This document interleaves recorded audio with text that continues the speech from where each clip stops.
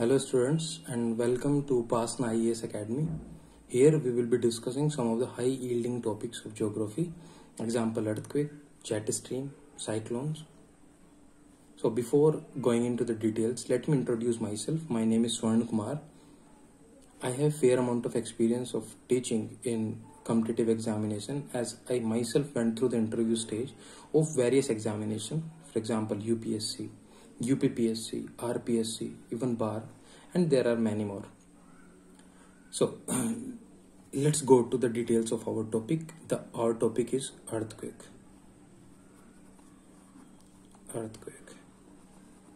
So earthquake in the layman term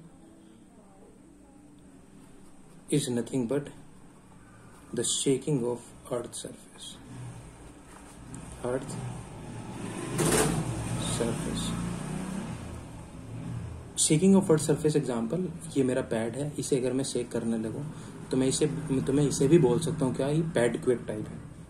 ठीक है, चलो अगर मैं टेक्निकल डेफिनेशन में जाऊं तो टेक्निकल डेफिनेशन कुछ ये है कि it is nothing but the vibration और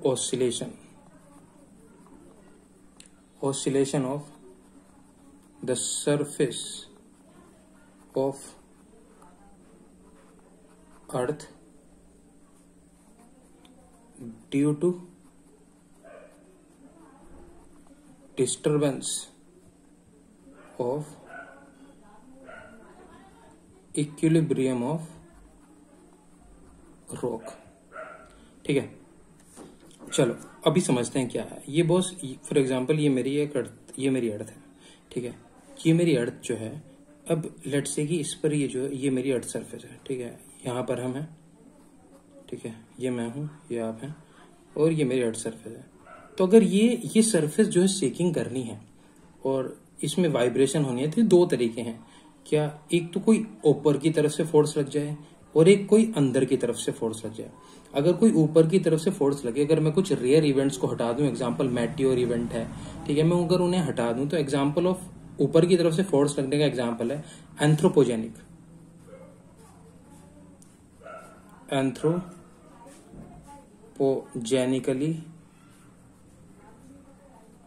जनरेटेड अर्थक्वेक.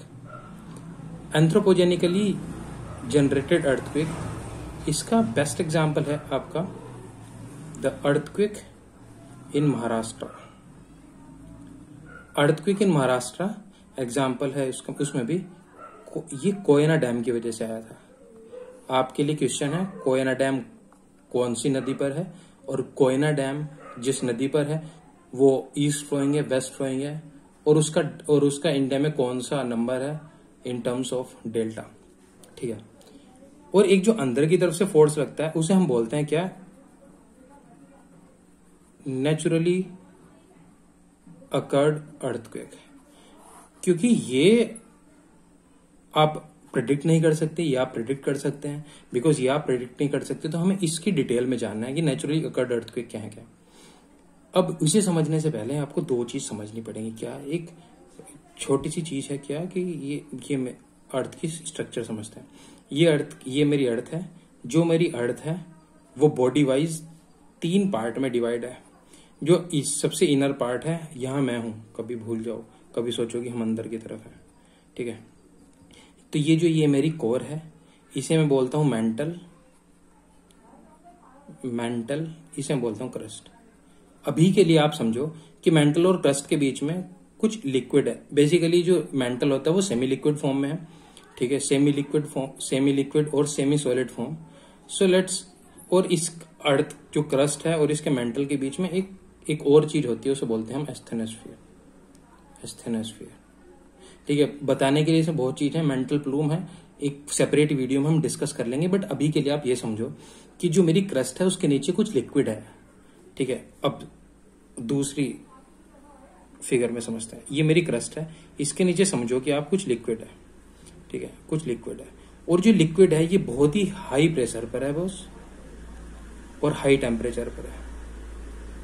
तो जब ये हाई प्रेशर पर है और हाई टेम्परेचर पर है तो ये प्रेशर रिलीज करने की कोशिश करेगा. मतलब ये रिलीज करने की कोशिश करेगा यहां से ऊपर की तरफ. ठीक है, जिस मोमेंट पर ये प्रेशर रिलीज करने की कोशिश करता है, ठीक है, उसे मैं बोलता हूं फोकस। फोकस, ठीक है। और इस पॉइंट के ठीक परपेंडिकुलर पर एक जो पॉइंट आएगा मुझे इस सरफेस पर, देखो मैं कहा हूं, यहां हूं, जो ये जो सरफेस पर ये जो पॉइंट आएगा इसे मैं क्या बोलता हूं, एपिसेंटर। ठीक, ये जो मेरा फोकस है इसका दूसरा नाम है क्या, हाइपोसेंटर। अगर ये समझ आ गया हो तो बहुत ही अच्छी बात है। अभी दूसरी चीज एक और समझते हैं। क्या दूसरी चीज ये है अपनी समझने के लिए, अब देखो इसका बहुत ही अच्छा सा एग्जाम्पल है समझने के लिए। ये मेरा कोई पॉन्ड है, ठीक है, ये मेरा कोई पॉन्ड है। जब और आप कहीं यहां खड़े हैं इसमें, ठीक है, आप कहीं यहां खड़े हैं इसमें, आपने इस पॉन्ड में एक पेबल थ्रो किया। जब ये पेबल इसकी जो पॉन्ड है वाटर की जो सरफेस पर हिट करेगा, आप देखते होंगे जब आपने कभी ऐसा कुछ किया होगा, तो यहां से क्या होगा, एक वेव्स जनरेट होंगी। देखो वेव वैसे तो इसमें थी नहीं, वेव, बट अगर आपने, क्योंकि आपने जो इक्विलिब्रियम है ये डिस्टर्ब किया है, तो उसकी वजह से वेव जनरेट हुई है। वेव किधर की तरफ चल रही है बॉस, वेव चल रही है मेरी बैंक की तरफ। ये मेरा बैंक है, ठीक, किनारे की तरफ चल रही है, ठीक है। तो अब आप समझो कि ये अगर मेरी अर्थ है, अगर इसमें कुछ डिस्टरबेंस होगा कहीं, तो उसकी वजह से भी कुछ वेव जनरेट होंगी।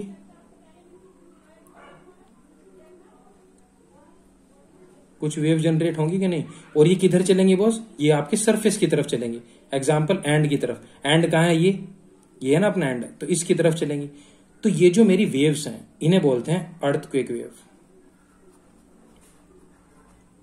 अर्थक्वेक वेव, जो अर्थक्वेक वेव हैं ये मेरी दो तरीके से डिफाइन होती हैं और डिफ्रेंशिएट होती हैं स्पेसिफिकली। एक मेरी कौन सी है बॉस, बॉडी वेव, और दूसरी मेरी कौन सी है, सरफेस वेव। ये जो बॉडी वेव है ये अगेन डिफाइंड है क्या, और डिफरेंशिएट है। एक है प्राइमरी वेव और एक है मेरी कौन सी, सेकेंडरी वेव। सेकेंडरी वेव ये है मेरी सरफेस वेव। सरफेस वेव, अब देखो पहले समझते हैं बॉडी वेव। अभी के लिए आप अभी समझो बॉडी वेव क्या है। बॉडी का मतलब है कि बॉडी के अंदर, बॉडी मतलब आपकी बॉडी। एग्जाम्पल, अगर आपके जैसे सेंसेशन होती है थ्रू आउट द बॉडी, तो ये जो प्राइमरी वेव हैं और जो सेकेंडरी वेव हैं वो थ्रू आउट द बॉडी चलेंगी। बट जो ये जो अपनी वाली वेव बची सरफेस वेव, वो बॉडी में नहीं जाएंगी, वो सिर्फ और सिर्फ सरफेस पर ट्रेवल करेंगे। एग्जाम्पल, ये अगर कोई वेव यहां ट्रेवल करेगी सरफेस पर, तो मैं उसे बोलूंगा क्या, ये है बॉस मेरी सरफेस वेव। अगर कोई वेव बॉडीज पूरी through out the body travel करेंगी, उन्हें मैं बोलूंगा प्राइमरी और सेकेंडरी वेव, ठीक है। एग्जाम्पल समझते हैं। आप सरफेस पर यहां खड़े हैं, ये मेरी अर्थ की सरफेस पे। अगर मैं इसे सेस्मोमीटर पर देखूं कि भाई कौन सी वेव पहले आएगी, तो वेव को कौन सी पहले आएगी, सबसे पहले आती है आपकी प्राइमरी वेव। प्राइमरी वेव सबसे पहले आएगी, इसे पी वेव भी बोलते हैं। इसे यहां भी लिख लो पी वेव, यहां पे लिख लो एस। बेसिकली इनका जो ये है फर्स्ट लेटर है, उससे हम डिनोट करते हैं कि भाई ये पी वेव है, एस वेव है। तो ये पी वेव होगी, ये एस वेव होगी, ये सरफेस वेव होगी। तो सबसे पहले जब आप सरफेस पर हो और नीचे कुछ डिस्टर्बेंसेस हुए होंगे, तो सबसे पहले जो आपके पास पहुंचेगी वो पहुंचेगी सरफेस पी वेव मतलब प्राइमरी वेव। सेकेंड वेव होगी आपकी सरफेस वेव, और जो सबसे लास्ट में होगी इसे मैं बोलूंगा सरफेस वेव। अपने लिए इंपॉर्टेंट है, ठीक है, इन सबका डिफरेंशिएशन अपने लिए बहुत ज्यादा इंपॉर्टेंट है। फॉर एग्जांपल पी वेव कैसे ट्रेवल करती है, एस वेव कैसे ट्रेवल करती है, ये हम सेपरेट वीडियो में देखेंगे। बट अभी के लिए हम लेक्चर को समराइज करते हैं। समराइज कैसे, अर्थक्वेक क्या है, it is nothing but vibration और oscillation of the surface of the earth due to disturbances of the equilibrium of the rock. अगर मैं और टेक्निकल में जाऊं तो मैं इसे बोलूंगा beneath the surface of the rock, beneath the surface of rock, ठीक है। अगेन ये मैंने समझाया कि दो तरीके से हो सकता है। एग्जाम्पल आपको दिया एंथ्रोपोजेनिकली का क्या, कोयना डैम की वजह से आया था अर्थक्वेक इन महाराष्ट्र। आपका क्या काम है, कोयना डैम कहाँ है, कौन सी नदी पर है, और वो कोयना अगर नदी पर है तो उसकी कौन सी ट्राइब्यूटरी है, ठीक है, और वो कौन कौन से मतलब फॉर एग्जाम्पल अगर कृष्णा की है, गोदावरी की है, या फिर नर्मदा की, जिसकी भी एक ट्राइब्यूटरी है, वो किस स्टेट से फ्लो करती है। ये आपका क्वेश्चन है, होमवर्क इंपॉर्टेंट है, देख लेना, ठीक है। अगेन मैंने नीचे जो अंदर की तरफ से फोर्स लगी उसमें बताया क्या, नेचुरली अकर्ड अर्थक्वेक, और ये क्या क्या है, एपिसेंटर बताया, हाइपोसेंटर है। फिर मैंने बताया अर्थक्वेक की वजह से जो वेव्स जनरेट हुई, बॉडी वेव है, सरफेस वेव है, और हम इसके बारे में बात करेंगे सेपरेट लेक्चर में, नेक्स्ट लेक्चर में। कौन सा, कि भाई ये क्या है, ठीक है। So thank you for the watching this lecture.